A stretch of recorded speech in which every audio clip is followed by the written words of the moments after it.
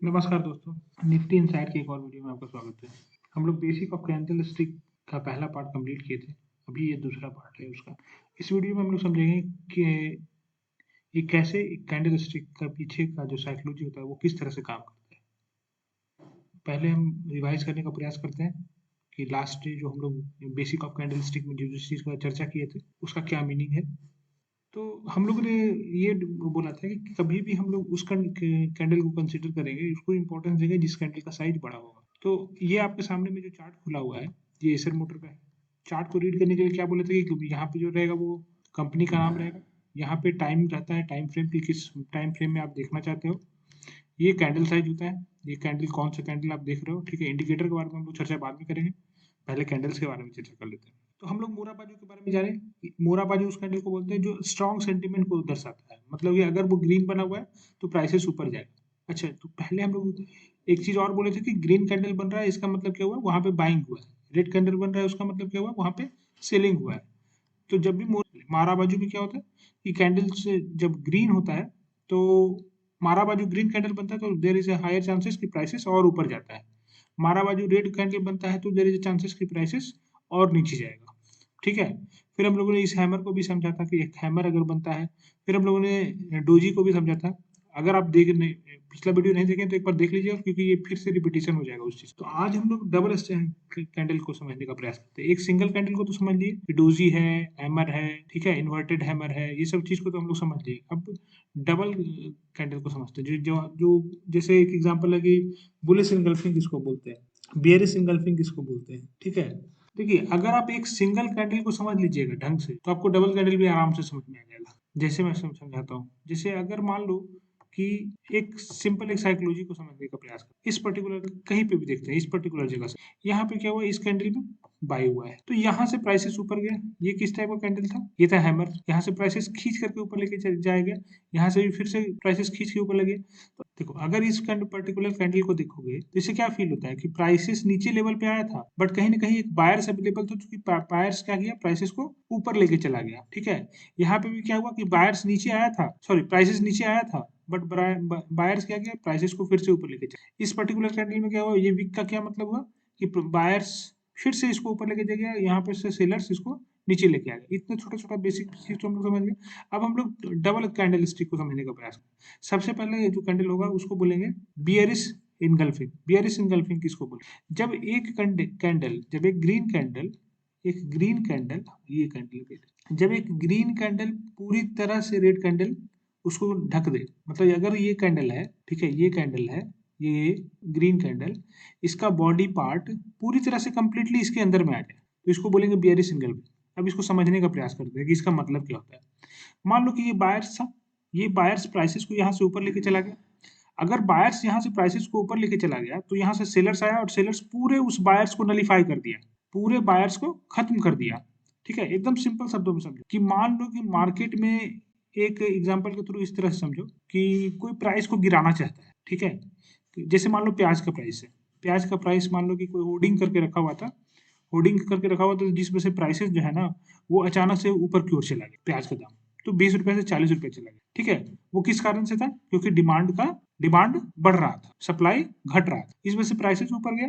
ठीक है, एकदम सबसे सिंपल चीजों में प्याज का दाम क्या हुआ, यहाँ से ऊपर चला गया, तो इस वजह से ये ग्रीन कैंडल बना। बियरिश इनगल्फिंग कैंडल में क्या होता है कि वहां से कोई सेलर आएगा और अचानक से उस प्राइस को गिरा देगा। तो अगर मान लो कि प्राइसेस का दाम बहुत ज्यादा, जैसे 100 रुपया हो जाता है, प्याज का दाम अगर 100 रुपये पहुंच जाता है, 100 से 150 रुपये अगर पहुंच जा रहा है, तो 150 से फिर से अगर उसको गिराना है, नीचे 100 रुपये तक लाना है, तो गवर्नमेंट क्या करेगी, सप्लाई को बढ़ा देगी। तो ये क्या किया, सप्लाई को बढ़ा दिया। ठीक है, तो प्राइसेस क्या हो जाएगा कि 100 रुपये से भी नीचे आ जाएगा, तो महंगाई क्या हो जाएगा, घट जाएगा। ठीक है, एकदम सिंपल आसान शब्दों में समझो। तो ये होता है बियरिश एंगल्फिंग। बियरिश एंगल्फिंग में क्या होता है कि प्राइसेस वहां से नीचे जाने का प्रयास करता है। अब ये दोनों को अगर तुम ढंग से समझोगे, इस दोनों को ढंग से अगर समझोगे, तो यहाँ पे साइन क्या मिलेगा हमको कि प्राइसेस अब यहाँ से नीचे का दूरी तय करेगा। याद रखना, कंडीशन क्या रहेगा कि इस कैंडल का हाई इस कैंडल के हाई के नीचे रहे, मतलब कि ये कैंडल जो ग्रीन कैंडल है ना वो पूरी तरह से कंप्लीटली इसमें कवर्ड रहे। ठीक है, इसको बोलेंगे बियरिश इनगल्फिंग। अब आते हैं, बात करते हैं बुलिश इनगल्फिंग। बुलिश इनगल्फिंग किसको बोलते हैं, सेम चीज बुलिश इनगल्फिंग सेम चीज होगा, जस्ट उल्टा होगा कि कोई रेड कैंडल को, रेड कैंडल को ग्रीन कैंडल कंप्लीटली कवर कर दे, ठीक है, तो उसको बोलेंगे बुलिश इनगल्फिंग। एक एग्जांपल के थ्रू समझते हैं। बुलिश इनगल्फिंग में क्या होगा कि कोई सेलर्स होगा, ठीक है, कोई सेलर्स होगा, जैसे इस कैंडल में नहीं, इसका तो देखो लो नीचे की ओर है, इसको इसको इसको नहीं कंसिडर करेंगे, कंसिडर करेंगे वैसे कैंडल को जिसमें लो नहीं कटे। हाँ, इस कैंडल को कंसिडर कर सकते हो, इस कैंडल को कंसिडर कर सकते हो। देखो इसका लो जो है इसके लो के इसके लो के नीचे आया, फिर यहाँ से ऊपर। अच्छा, इससे ये क्या हो गया, ये बियरिश, सॉरी ये बुलिश इनगल्फिंग हो गया। जब कंप्लीटली सेलर्स को इनगल्फ कर जाए, इनगल्फ का मतलब खा जाना, ठीक है, तो जब सेलर्स को कंप्लीटली इनगल्फ कर जाएगा तो प्राइसेस क्या होगा, अचानक से प्राइसेस ऊपर जाने लगेगा। एक कॉमन साइकोलॉजी से समझो, ठीक है, अगर आपको डबल कैंडल भी नहीं भी समझ में आ रहा ना, तो सिंपल सिंपल एक साइकोलॉजी को समझो। जैसे किसी भी पर्टिकुलर पॉइंट ऑफ टाइम पे, अगर मान लो कि एक प्याज का ही एग्जांपल को लेते हैं, अगर किसी पर्टिकुलर पॉइंट ऑफ टाइम पे प्याज का दाम मान लो, ये जो प्राइसेस यहाँ पे दिखा रहा है, मान लो 3700 रुपये था, 3700 रुपये क्विंटल, मान लो 2 मिनट के लिए मान लो कि 3700 रुपये क्विंटल है या 3200 रुपये क्विंटल है, यहाँ पे 3200 रुपये क्विंटल है। तो अगर प्याज के दाम को बढ़ाना है तो क्या करना होगा कि मार्केट में जितना सेलर है ना, सबके सेलर को खरीद लो भाई, एकदम खरीद लो। जैसे ही सारे सेलर से खरीद लोगे तो वहां पे क्या हो जाएगा, एक कमी आ जाएगा, स्कार्सिटी हो जाएगा वहां पे। जैसे ही वो कमी हो जाएगा तो प्राइसेस क्या होगा, ऊपर जाने का प्रयास करेगा, ठीक है, तो प्राइसेस यहाँ से क्या करेगा, जाने का ऊपर प्रयास करेगा। तो सेलर्स को जब भी डोमिनेटली बायर्स खत्म कर देता है तो प्राइसेस वहां से ऊपर जाता है, ठीक है। और भी बहुत सारे कैंडल होते हैं, डबल डबल भी बहुत सारे होता है।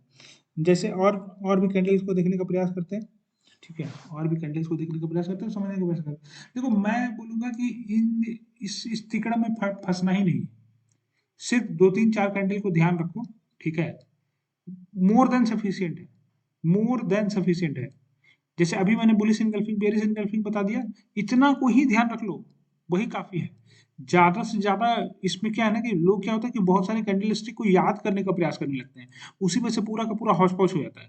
तो इसलिए बेटर ये है कि हम लोग चीजों को बहुत छोटे छोटे सिंपल तरीके से सीखेंगे, ताकि चीजें हम लोग को समझ में आना शुरू हो जाए, ठीक है। तो अब हम लोग ये दोनों को एग्जाम्पल को देखते हैं कि कहाँ कहाँ कवर हुआ है, प्राइसेस उस तरह से बिहेव किया है या नहीं किया है। अब देखो इस कैंडल में क्या हुआ, ये बॉडी है, ये बॉडी है रेड कैंडल का, ये यहाँ से यहाँ तक है। अब देखो ग्रीन कैंडल का बॉडी उसके नीचे, वो ये कंप्लीटली कवर कर गया, मतलब क्या हुआ कि प्राइसेस यहाँ से ऊपर जाना चाहिए, प्राइसेस ऊपर गया, ठीक है। और देखते हैं, और कहीं दिखेगा कुछ, हाँ इस पर्टिकुलर कैंडल में लेकिन बुक खत्म कर दे रहा है। चलो यहाँ पे देखते हैं, यहाँ पे इस पर्टिकुलर जगह पे देखो, इस पर्टिकुलर जगह पे क्या है, बायर्स है, बायर्स प्राइसेस को ऊपर लेके जाना चाह रहा था, पर ये कैंडल क्या किया, कंप्लीटली उसको इनगल्फ कर गया, खत्म कर दिया। तो क्या हुआ, प्राइसेस वहां से नीचे आ गए, ठीक है। इस पर्टिकुलर कैंडल को देखो, बायर्स यहाँ पे डोमिनेट किया, डोमिनेट करके प्राइसेस को ऊपर लेके जाने का प्रयास किया, फिर क्या किया, सेलर्स उसको पूरी तरह से खत्म कर दिया, तो क्या हुआ, प्राइसेस नीचे आ गया। बस सिंपल रखना है चीजों को, ज्यादा टर्म के पीछे, टर्मिनोलॉजी के पीछे नहीं जाना है, बस लॉजिकल वे में समझना है कि चार्ट बोल क्या रहा है, बस सिंपल, ज्यादा कुछ नहीं, एकदम सिंपल रखना है चीजों को, किस तरह से हम समझेंगे। अभी एक और साइकोलॉजी आपको बताता हूँ, एक और साइकोलॉजी को बताता हूँ, छोटा छोटा पॉइंट्स है कि अब मान लो कि एक ट्रेंड को चल रहा है मार्केट, एक ट्रेंड चल रहा है, ठीक है, एक एक पर्टिकुलर सिंगल ट्रेंड चल रहा है, ठीक है, और उस सिंगल ट्रेंड में जाकर के टॉप पे इस टाइप का इंगल्फिंग बन रहा है, तो there is a higher chance कि वो ट्रेंड का रिवर्सल हो जाएगा। मेरी बात को फिर से मैं रिपीट कर रहा हूँ कि अगर कोई एक पर्टिकुलर ट्रेंड चल रहा है, जैसे ये एक ट्रेंड हो गया, upper trend upper trend upper trend जा रहा है, ठीक है, तो there is a higher probability. अब यहाँ पे क्या होता है ना कि छोटा छोटा स्टॉप लॉस होता है, ये कैंडल से ऊपर के नीचे स्टॉप लॉस लगा करके आदमी इंटर कर जाता है, ठीक है, इस कैंडल के ऊपर का स्टॉप लॉस लगा करके एंटर कर जाता है, यहाँ से 1:2 1:3 लेके जाता है। किसी अगले वीडियो में रिस्क रिवार्ड इस सब पे भी चर्चा करेंगे कि रिस्क रिवार्ड होता कैसे कैसे है। बियरिश एंगल्फिंग के एग्जांपल को और लेते हैं, तो इस पर्टिकुलर जगह पे क्या हो रहा है, ये क्या है, बियरिश एंगल्फिंग। बियरिश एंगल्फिंग में क्या होता है, प्राइसेस नीचे आता है, ठीक है, जब भी एक रैली चल रहा हो, बियरिश एंगल्फिंग जहाँ बनता है, there is higher probability market वहां से नीचे चला जाए। एक बेरिश एंगल्फिंग का और एग्जांपल कंसीडर करते हैं, यहाँ पे क्या हुआ, यहाँ पे क्या हुआ, बेरिश एंगल्फिंग फॉर्म हुआ, प्राइसेस फिर नीचे गया, ठीक है। और लेते हैं एग्जांपल बेरिश एंगल्फिंग का, बेरिश एंगल्फिंग का पे लेते हैं एग्जांपल।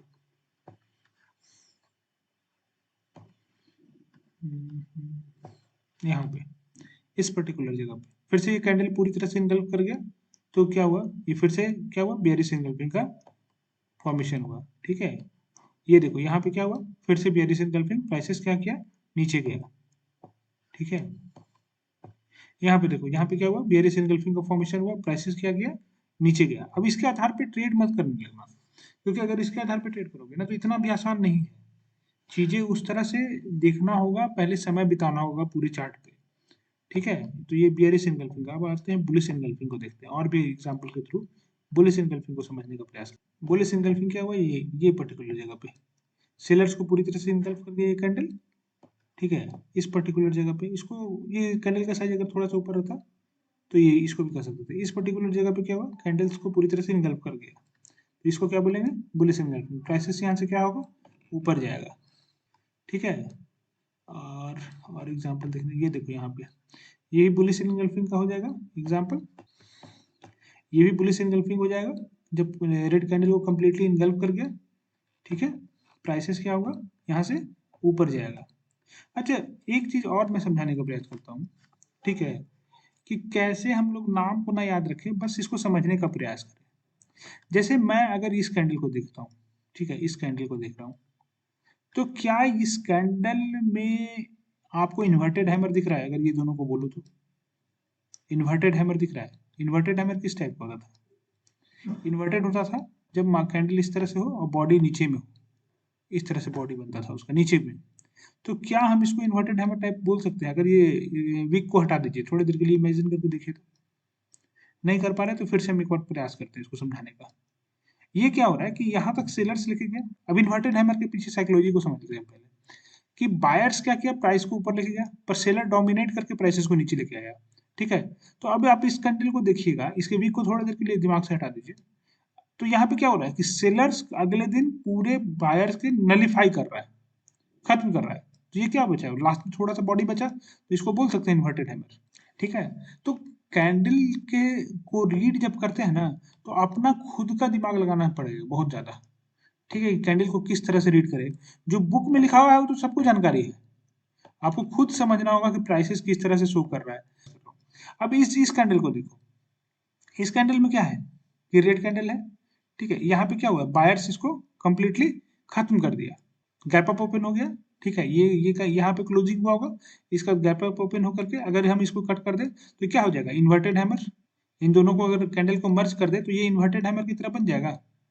तो हम क्या बोले थे कि इन्वर्टेड हैमर जहां बनेगा, अगर वो बॉटम में बनता है तो रिवर्सल का साइन होता है। अब देखो इन्वर्टेड हैमर किस तरह से बन रहा है, मतलब ये तुम्हारा नजर को एकदम शार्प रखना है, इसको समझना होगा बहुत ज्यादा बारीकी से, तब सब कुछ दिखेगा। ऐसे शुरुआत में सोचोगे कि सब कुछ दिख जाए, तो नहीं होने वाला है, नहीं होने वाला है, सिंपल बात है। वहां पे प्राइसेस के बिहेवियर को समझना होगा, उसके बाद सब चीज देखना होगा।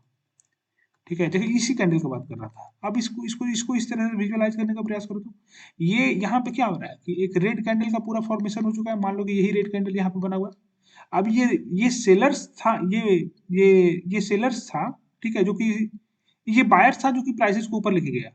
ठीक है, पर ये सेलर्स था क्या कर रहा है, यहाँ तक लेके आ गया, खींच करके लेके आ गया। मतलब क्या किया, बायर्स को खत्म कर दिया। अब इस पर्टिकुलर कैंडल को देखो तो क्या बोलोगे, ये दोनों को मर्ज करके देखे तो देखो हम लोग को ये दोनों को मर्ज करके देखेंगे तो हैमर की तरह नहीं दिखेगा ये। ठीक है, तो इसी चीज को बस समझने का प्रयास करना है, इसी चीज को समझने का प्रयास करना है। हमको नाम नहीं याद रखना है, बुलिश एनगल्फिंग, बेयरिश एनगल्फिंग, हमको नहीं याद रखना है कि बुलिश हर में क्या होता है, हमको नहीं याद कर रखना है ये सब सारा का कैंडल का नाम। हमको जो पियर्सिंग लाइन होता है, बहुत सारा नाम होता है। ठीक है, हम उस चक्कर में पढ़ना ही नहीं चाहते। आप बिना देखो यहाँ पे जो बड़ा बड़ा जो, अगर आप कैंडल को समझोगे, कैंडल की साइकोलॉजी को समझोगे, तो सब कुछ साफ साफ दिखता है।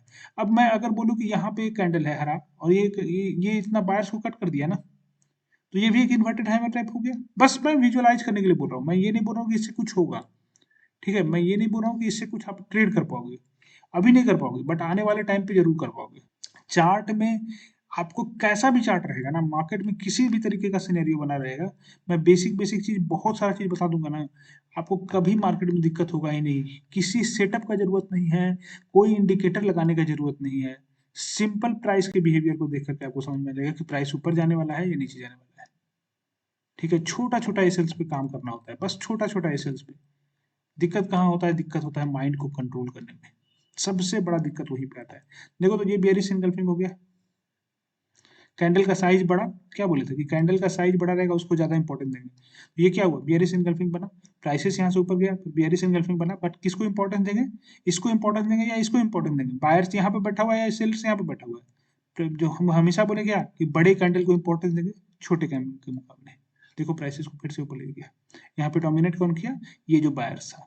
इस कैंडल को देखो तो यहाँ पे जो सेलर्स था इसको कट कर दिया, क्राइसिस में ये अगर ये दोनों कैंडल को मर्ज कर दे तो ये वीक टाइप का नहीं फॉर्मेशन हो जाएगा। अगर कुछ डाउट रहेगा आप लोग मैसेज करके ड्रॉप कर दीजिएगा, कमेंट करके ड्रॉप कर दीजिएगा, हम डाउट को पूरी तरह से समझाने का प्रयास करेंगे अगला वीडियो में। तो ये बेसिक ऑफ कैंडल स्टिक का मेरा दूसरा वीडियो था, इसको देखिए समझिए, जहाँ पे भी डाउट होता है कमेंट बॉक्स में छोड़ दीजिए। चलिए ठीक है, तो धन्यवाद।